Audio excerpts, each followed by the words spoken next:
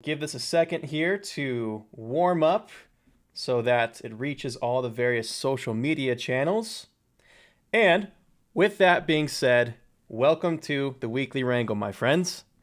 If this is your first time visiting, this is all about live art reviews.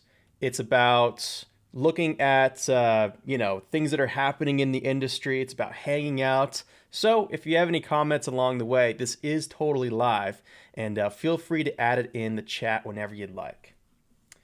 Before we get into that, though, let me go here to the comments to make sure I can actually see you guys. There we go. And let me also tell you about a few announcements. First things first, this Wednesday, I'm going to be hosting the Denver Houdini user group. This is the very first meeting here in Denver. It's very exciting. This event here is found on Meetup, if you guys would like to join. And actually, I think I can copy this here and paste it in the chat. There we go.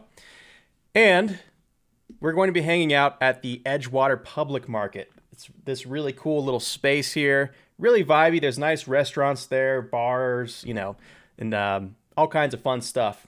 So if you happen to be in the Denver area, even if you're not a Houdini artist, this is going to be a great opportunity to hang out with other 3D artists, talk about CGI, and have a good time.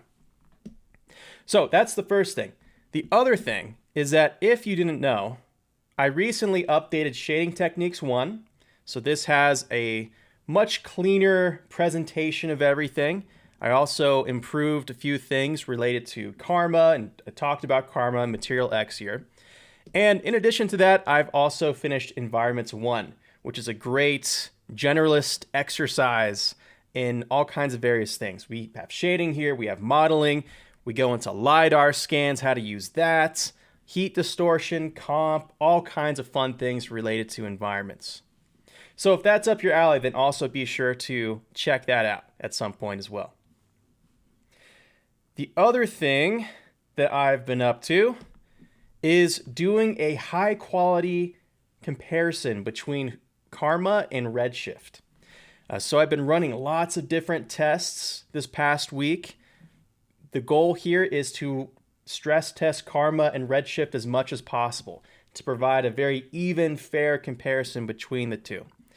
This is one example here where we take a look at different shader bots and different shaders and how they look and act under the same conditions. And we do the same thing with Redshift here.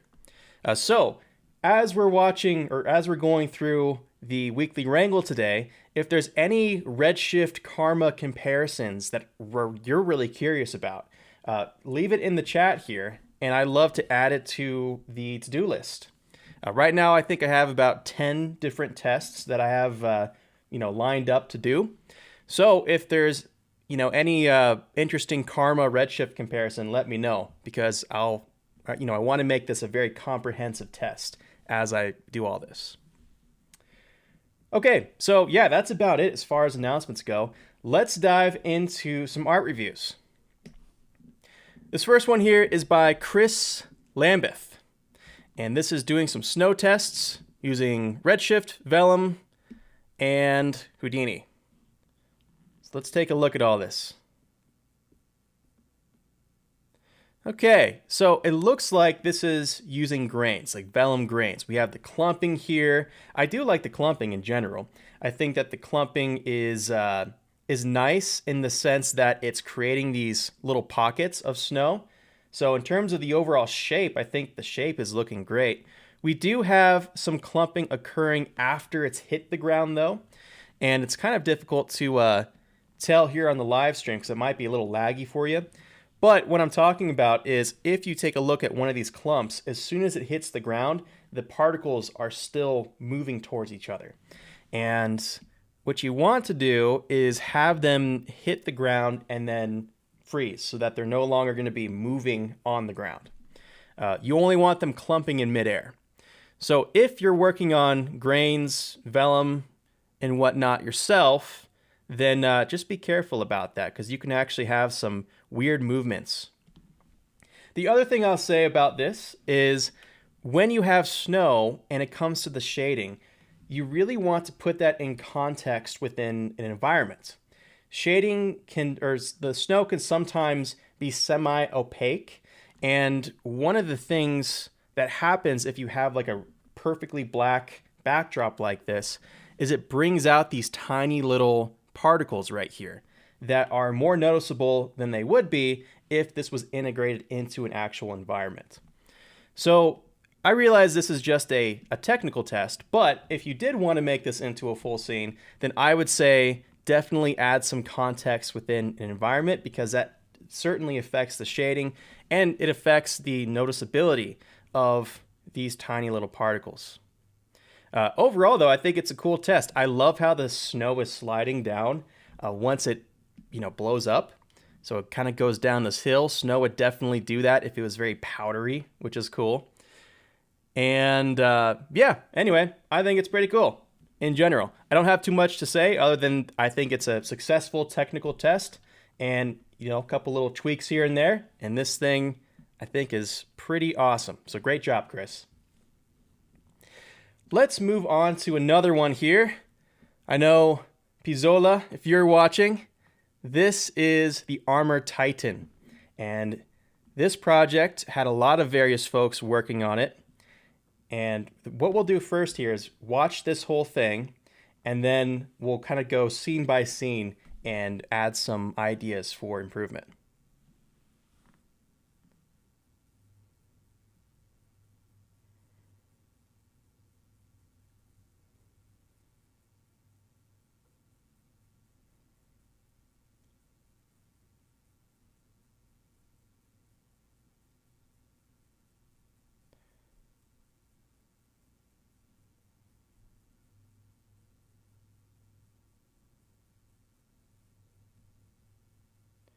And by the way, this is exactly what it sounds like when people are reviewing demo reels. It's complete silence. Okay, so yeah, look at all the various people that worked really hard on this. First of all, I think it's a great little project. I think it all came together very nicely. And, shout out to Double Jump Academy as well in Urban for helping out with this, as well as Pizzola with opposite visuals.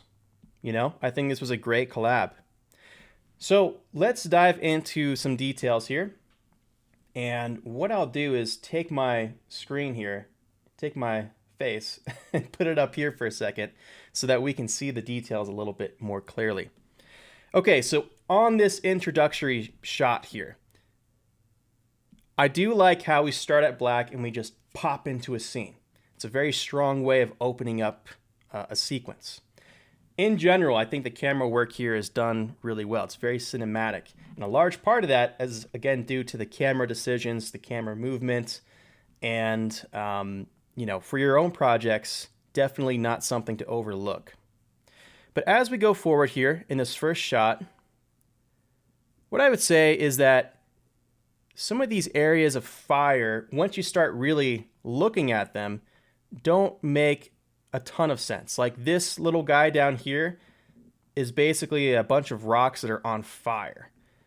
I think, you can only really tell if you pause this and you start nitpicking everything, right? But in general, if you can add a plank of wood or something that would actually be caught on fire, I think something like that might be a little bit more realistic in this situation. Because what also happens is that it comes off as a bunch of glowy rocks.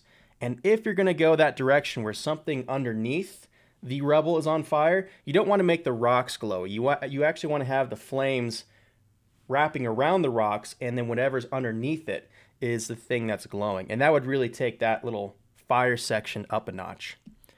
Now, I realize that often in these VFX shots, you're just trying to get something real quick, a little splash of color here, a little splash of color there. But again, if you wanted to up-level that, you could do that. The other thing is when we take a look at this smoke plume, it's very round, it's very bulbous in shape. And I personally think it would be cool to have a bit more interaction with the ground, a bit more of a shockwave effect as the Titan is stomping down. So We go here, and instead of a couple of like poof balls going forward, maybe have the smoke kind of hug the ground a bit more and then dissipate upwards.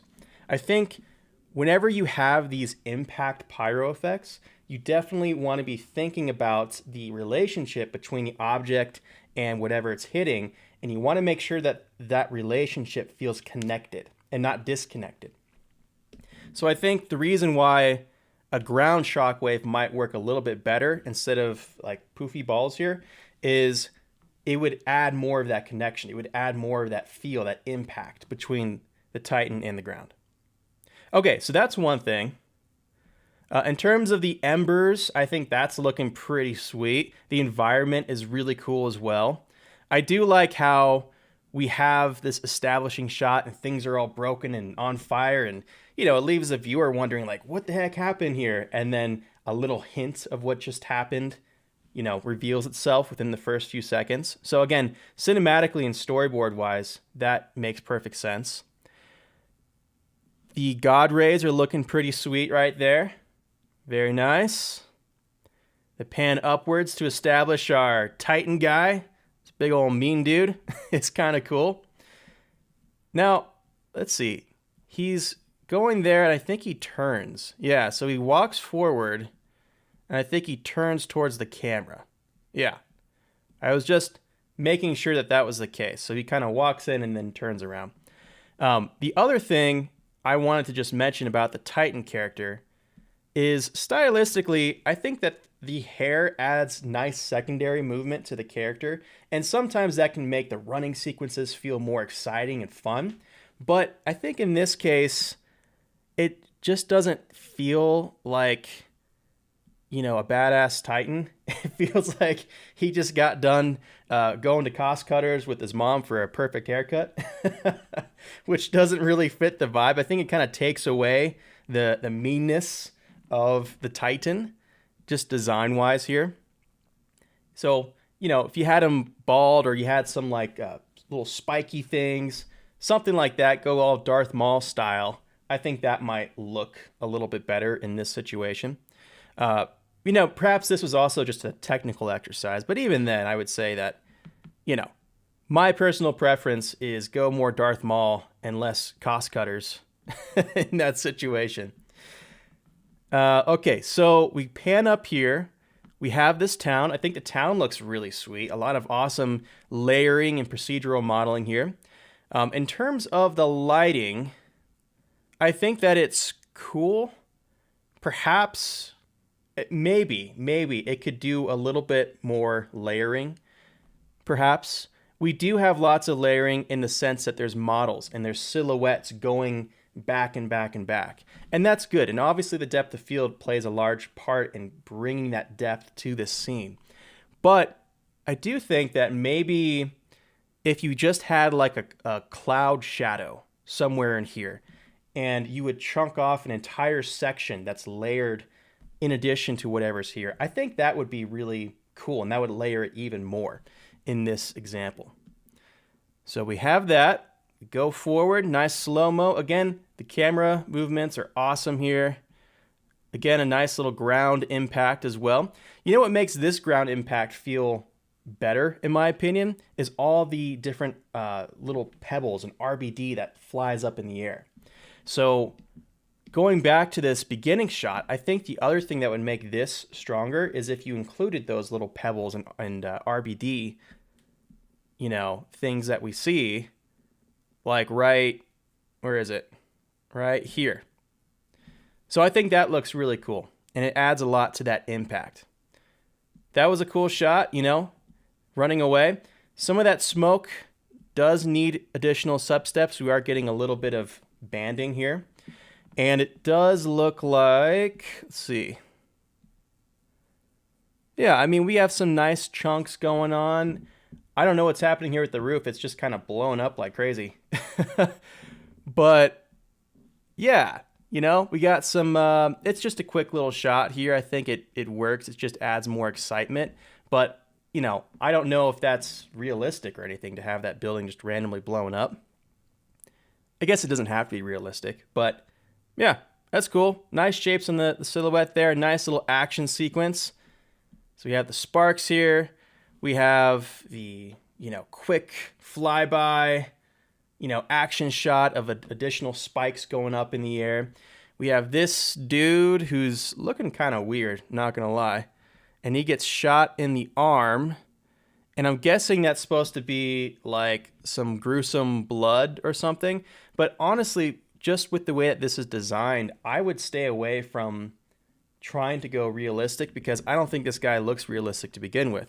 I think if you want to go this route, then make it stylized and make this like a stone dude or something like that. Don't make him, an actual guy whose, arm has this blood and you're trying to go super realistic with it. I don't think that's the right idea, design-wise. But yeah, in terms of the pyro here, again, really cool. The black smoke. The black smoke made me think that this was more of a stone dude, actually. If this was an actual person, I don't think that there would be that kind of smoke, right? And so that's what made me think that this guy was made out of stone. But again, the blood is kind of, I don't know, it just doesn't really fit, in my opinion, if you're going to go that route. And if we go forward, we have this guy, close-up shot, crazy pyro, RBD, pyro RBD, and then a, cool aftermath shot right here. So all in all, I think that this is a really cool project. I think that this is, well done, looks nice. And yeah, I think for what it is, it turned out really good. Those are just some of my thoughts on things that can improve. I do like the layering on the shot, by the way. You have this and you have the camera movement that goes back. So you have that depth into the frame, separation of lighting. This is brighter than what's behind it. All of that kind of stuff. I do think that the volumetrics are getting a bit blurry here, a little bit low res, in my opinion. It's not terrible, but it is just a little bit. And yeah, there you go. So all in all, really awesome stuff. Congratulations on the project. I think it turned out great. All right. Well, what else we have here? We have this here from Brad Krajina. And this is a Plexus effect. So now on to more of a motion graphics sort of thing here. Fun fact, one of my first Houdini jobs was making stuff like this. Back in Nashville, it was for biomedical visualization. And so, yeah, let's talk about this because this effect comes up every now and then. The way it works is that you have some points. You need the points to look around and then draw a line. But it's not just that. To really pull off the effect, it needs to have good shading. It needs to have good lighting. It needs to also not all happen at the same time. And so, when you guys have your own effects, what you can learn from this, especially as a beginner, is that you can have a very simple idea, but how you execute a simple idea is what makes it professional or not. So, for instance, if you gave somebody the challenge, if I gave a beginner a challenge here and I said, I want you to create this Plexus effect, points, lines, they connect.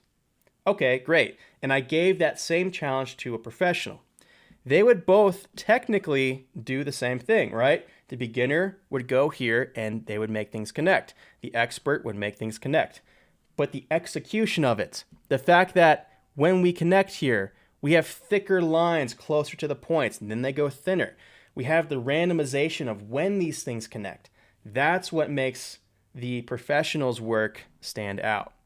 And so, if you guys are looking for a good challenge as a beginner, you don't need to find the most complicated premise for a project that you can think of.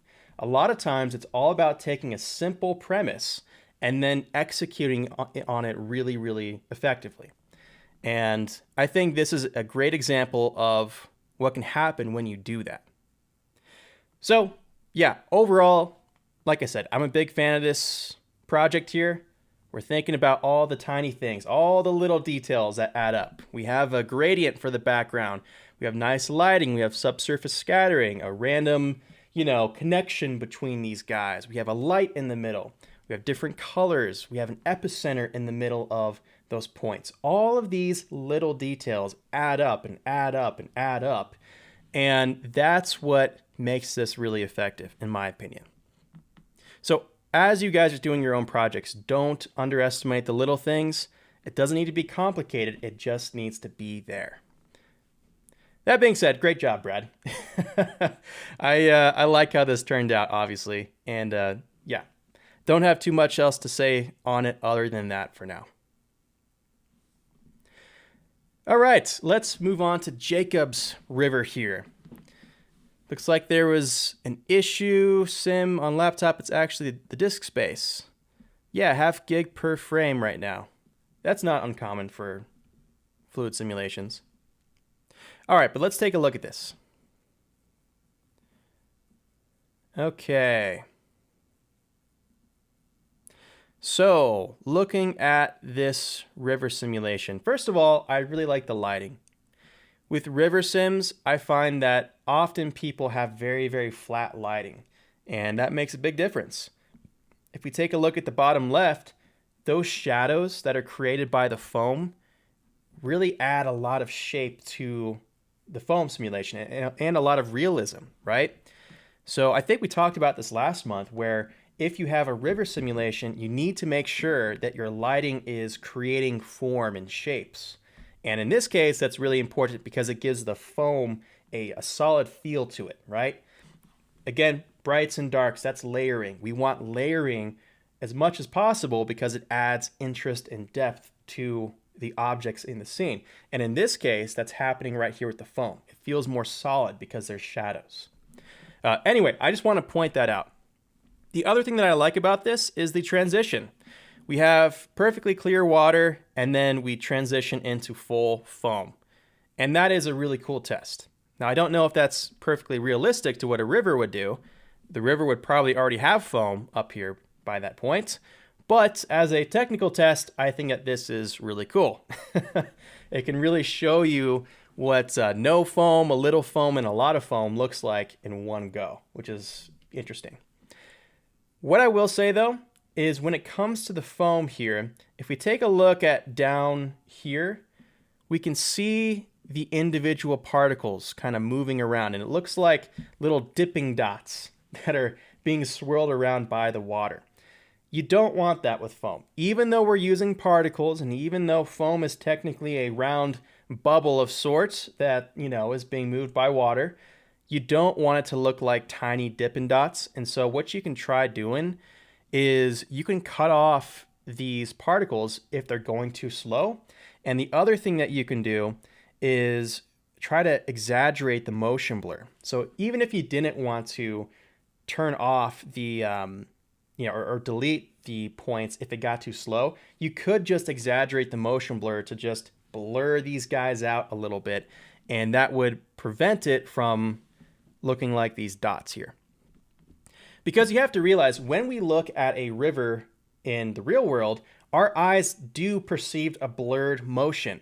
Rivers look really weird if you take a fast photo, a fast shutter time on it and freeze the motion. The shapes look alien and bizarre to us because we're used to seeing things blurred out a lot. So I would try to exaggerate the blur here and get rid of these outlier points. And it's okay leaving these rocks stylized, in my opinion. I don't mind that. It really showcases things.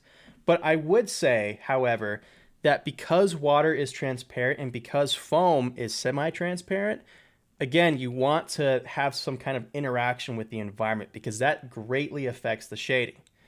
If you're looking through water and something's underneath that, we perceive the water as that color. And so by not shading the rocks here, we're also not really shading the water in the foam. So to really take this up a notch, I would say that even though this is stylistically cool, you would probably want to actually shade these rocks because it does impact the water in the foam. And just in general, I don't think that you guys should consider a project done unless things are fully integrated as much as possible. I mean, it's okay to do technical tests, obviously, but if this is for a demo reel, you want to think about integration because that's exactly the kind of stuff that they're going to call you out on in production. And, you want to show that you can do that. And yeah, so anyway, I think that would be the next thing to take this up a notch. And yeah, great job. I think that this is working out so far. Okay, so there we go. We have that. Next one here. This is by Jan. Houdini, Vellum, and Eternal Ascent. Obviously, this is a work in progress, and I'm very interested to see the final results of this because this is looking really cool so far.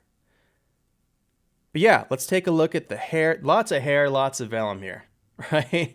We have probably what looks like a spline that's being moved by vellum. We have the boards rocking back and forth. We have the hair on the clothing, on the head. This is already very professionally done. We also have vellum with the falling petals right here. So, I mean, when it comes to vellum, this is just a fantastic project for experimenting on that. And the clouds down here too are already looking really great. Lots of different layers of clouds, different kinds of clouds. It's not just one kind of type of volumetric that we're seeing. We're layering a smooth cloud and a bumpy cloud all on top of each other. So there's variety there. That's very important. Already in the composition, there's lots of layering. There's also a lot of balance because we have our main focal point right here, which is weighted down to the bottom right, but then we're counterbalancing it with this object up here at the upper left, which, by the way, is something that you guys should think about doing. When you're creating motion in a composition, you want to have your focal point, which right now is the character. Character is always a focal point if there's one in the frame. And then you want the eye to go somewhere else. And if you want the eye to go back into the frame like this, take that object in the back and then counterbalance it based on where the main focus is. So again, we said main focus bottom right. That means go upper left, and it will balance the composition. It gives the eye a motion to follow. We also have a camera pan that is taking that object to the upper left. And by doing that, it's kind of telling you, or it's challenging you to, take your eye motion and bring it up here, which makes sense. I mean, with this curved thing going up, we kind of want to swing around like that with our eyes. So this is all very intentionally done, or maybe not intentionally, but at least subconsciously, this is chosen in a very artistically pleasant way. And of course, we have the vines here that are growing on top of that. Who would have thunk? And that looks great too. So yeah, I don't have a lot of constructive critique on this at the moment. We'll have to see how this goes. But man, this is off to a fantastic start right here. The composition, all the different layers, the little elements. Again, it goes back to that idea of you don't need to make things crazy. You just need to layer lots of little things in a great artistic way for a scene to come together.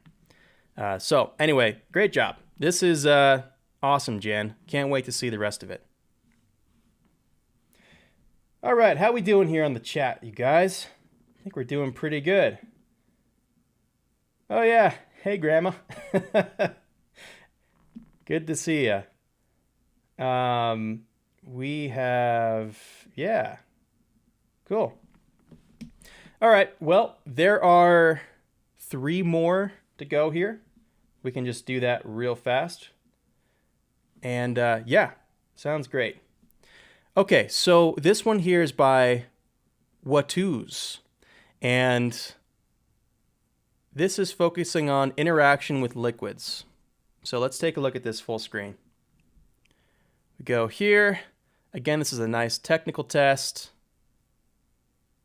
And we are going for realism.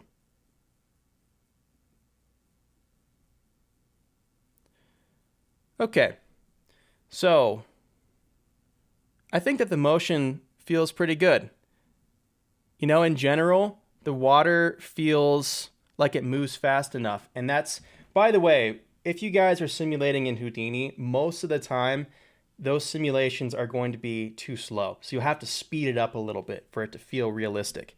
I think that might be what's happening here, right? The splashes don't just like hang out in midair and then slowly go down. They are, they feel like they have an impact.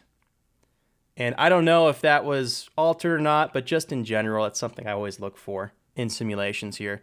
Does it feel fast enough? Does it feel heavy enough? And this definitely feels heavy and fast enough. The one critique I would have, and everyone struggles with this is just not an easy thing to do, is that interaction between foam and water. I just think that a lot of times foam does not blend into the rest of the water well enough. And we end up with this swampy looking algae kind of foam all the time. I do love the transmission on this water, or how it has this kind of swampy water look to it. I think that's great. But I would say get rid of the foam at this point. I think it's been hanging out for too long.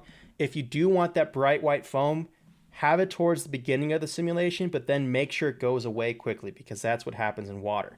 The bubbles pop, they don't really hang out for very long. The only time you're left with this swampy algae-like bubble thing is when there's something in the water that's preventing those bubbles from popping quickly. And maybe that's, the case here with this murky water, but even in murky water, foam usually doesn't hang out for that long. And that would be my main critique here. Also, when we have our water kind of settle down from this, perfectly still state, I don't think that's as realistic. What would help this test is if you had some initial movement going on.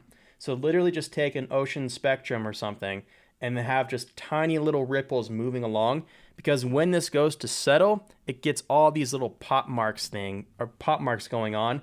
And, beyond just looking kind of weird like that, it also affects the way that things splash around, because if the water's already moving, there's already velocity introduced into that scene, and it will, be more realistic to what would happen if someone was walking through. But overall, this is a really cool test. Pretty sweet. I like it. And there you go. Great job there. Watoos. All right, this is a question here from Diego. What do you recommend to improve in Houdini? Any guides for progress? Yeah, certainly. So if you go to CG Forge, let me just go here.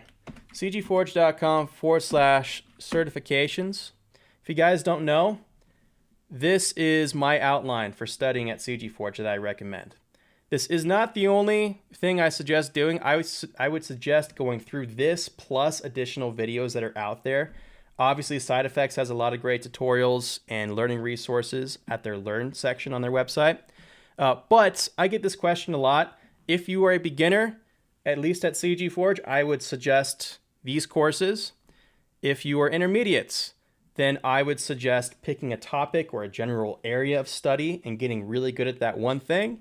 And if you are ready for the big time, if you're ready to be a professional, then it's all about having these small projects that you've done and then refining them to a professional degree. So in general, that's how I suggest people progress if your interest is in getting a job. In addition to that, I would suggest getting one-on-one help. I do offer that with CG Forge Academy. Everyone's doing something very specific and unique. So that's why I try to offer that individual help. But yeah, if you're curious about that, again, it's just cgforge.com/certifications, and this is the outline I recommend. Okay, let's move on to the last two here. This is by Dante Metaphor, and this is Houdini, Redshift, and some knitted fabric. So first of all, the shading is beautiful. Love the establishing shot. We just have, a wall of knitted yarn. And this really shows you that, this is done really nicely. We have all the tiny little fuzzes. We have the relief, which is shown by how the lighting creates shadows on it. Everything about this, I think, is just really, really well done. I don't think I have too much to critique here, because not only that, but like, look at this. When you look behind the knitted fabric here, you can see that moving around.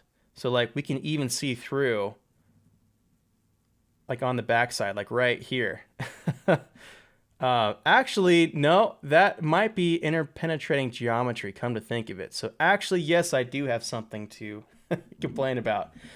We do have, like, look at right here.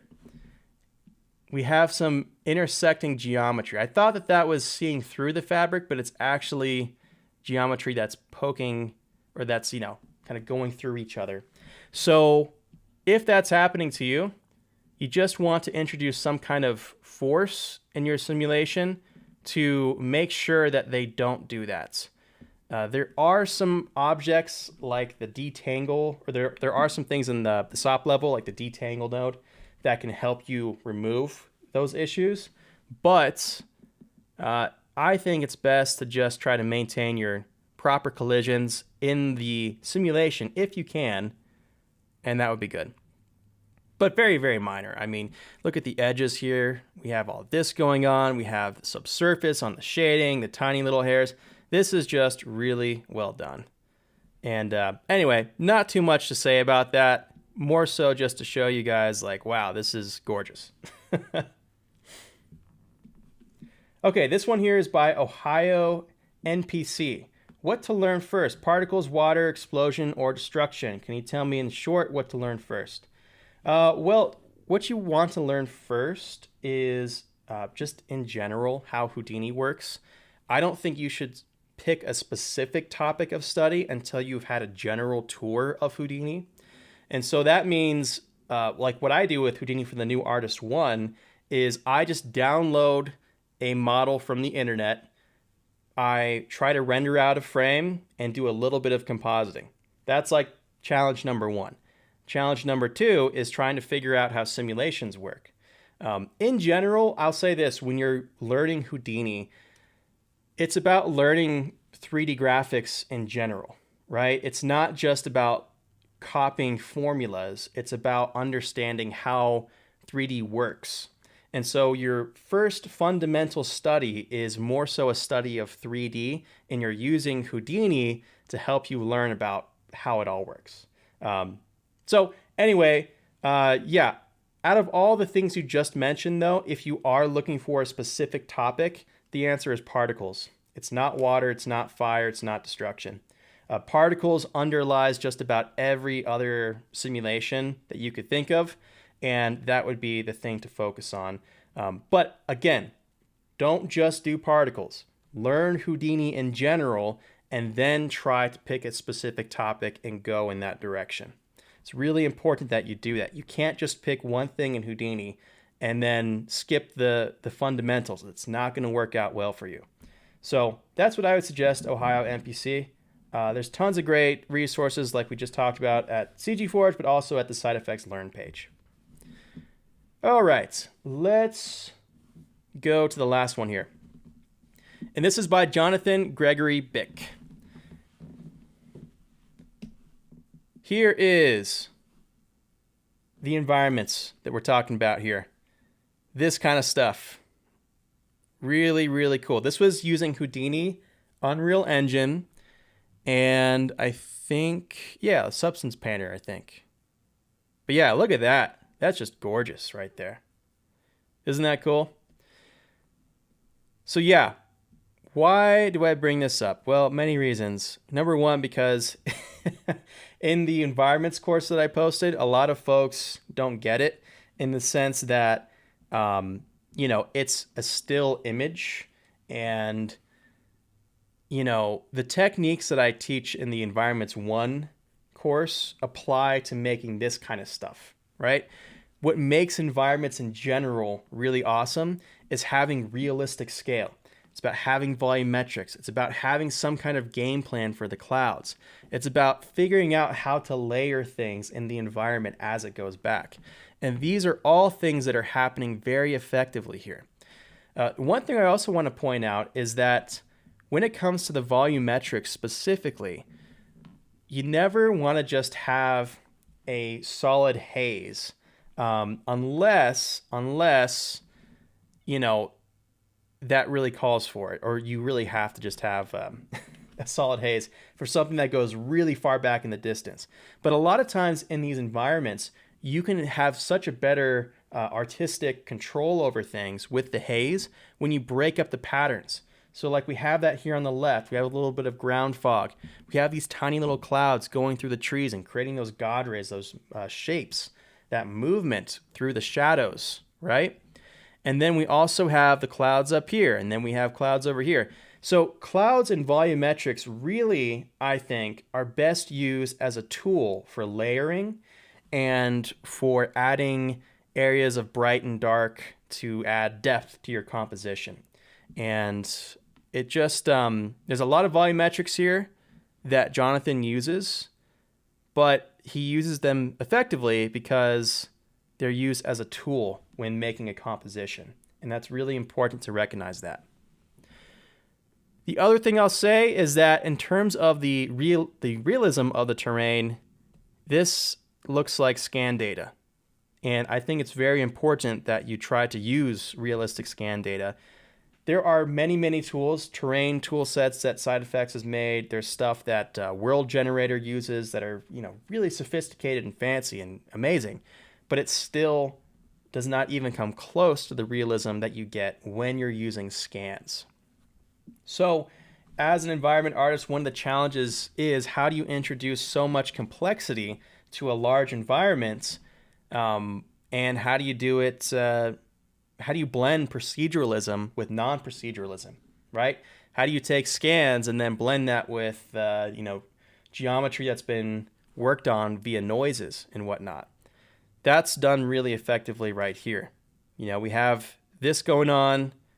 I don't know what else to say other than you just want to have a nice variety of modeling techniques that are blended together like we explore in Environments 1, because with environments, you want the best of both worlds, so you have to use the best of both worlds, in my opinion, to get that realistic model, to get the realistic shapes in the composition. Anyway, this is probably my favorite shot right here. I think it's really awesome. There's so much layering going on. It's bright, it's punchy, beautiful highlights and backlighting on the foliage right here. That's also a nice little, trick to use whenever you're trying to make things epic. And then, going through here, I do like how the volumetrics are used as like a tool for composition. I do think, though, that this is starting to suffer a little bit from being a game dev pipeline. I'm pretty sure you have to use cards for these kind of volumetrics, or at least you would want to use cards if this was a game. But so sometimes the quality gets a little bit janky, like around here where we have an obvious end to that ground fog. It's like spiky in a way. And in general, too, I think a lot of folks could probably say that this might need some additional mid-tone contrast as well.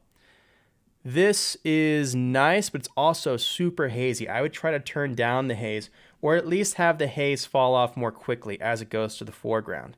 So if we're looking at our night here, I would like less fog to envelop the night, but to keep the same amount as it goes off into the background. Our composition is going from the top right down to the bottom left. And again, we're trying to balance that composition. Here's our focal point. He's tiny. This is really big. And that's kind of, balancing out the effect, if you will. But yeah, in general, I would say that this goes a little bit too far for my taste. I would say, in general, Jonathan, that, I think your preferences want to make things a little hazier in general. So if you wanted to do your normal thing and then just add a tiny bit of mid-tone contrast, and I think that this would really look dialed in. This is not bad right here, but some of these shots I think, and this is great. But yeah, that kind of full tone map distribution of, tone values, I think it'd still be applicable even in scenes like this if you just allow for a faster fall off as it goes to the foreground. But anyway, yeah, this is really awesome. And well done. Great job. All right, last question here. This is from Matthias. Do you think Sora poses a threat to our VFX jobs? Well, I'm so glad you asked. Because I'm going to be releasing a very controversial video on Thursday regarding this exact topic. Long story short, no, I don't think it does. I know everyone's extremely upset about AI. Not everyone. There's lots of people that have been freaking out about it and telling other folks that they shouldn't be studying 3D, that there's no hope, there's no future in this business. And all of that is, frankly, I think, a bunch of nonsense.